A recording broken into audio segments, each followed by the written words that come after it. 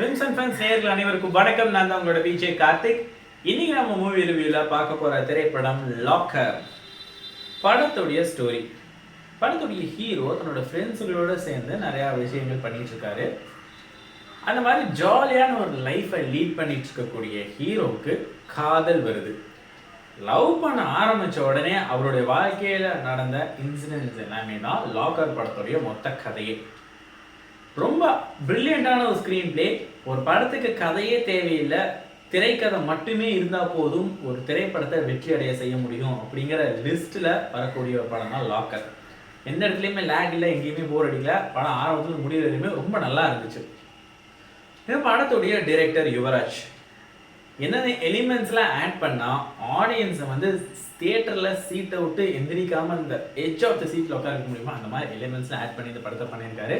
ரொம்ப நல்லா இருந்துச்சு. என்டர்டெயின்மெண்ட் அப்படிங்கிற ஒரு ஃபேக்டரில் நீங்கள் மைண்டில் வச்சுட்டு நீங்கள் அந்த படத்தை பார்த்தீங்கன்னா இந்த படம் உங்களுக்கு ஒரு நல்ல எக்ஸ்பீரியன்ஸை கொடுக்கக்கூடிய ஒரு படமாக தான் இருக்கும்.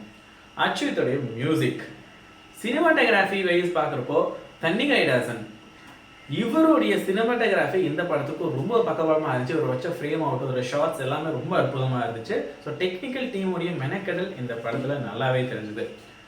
ஓவராலாக பார்க்குறப்போ இந்த படத்துடைய ஆர்டிஸ்ட் நிரஞ்சனி ஆகட்டும், விக்னேஷ் ஆகட்டும், எல்லாருமே அவங்களுடைய தி பெஸ்ட்டை கொடுத்துருக்காங்க.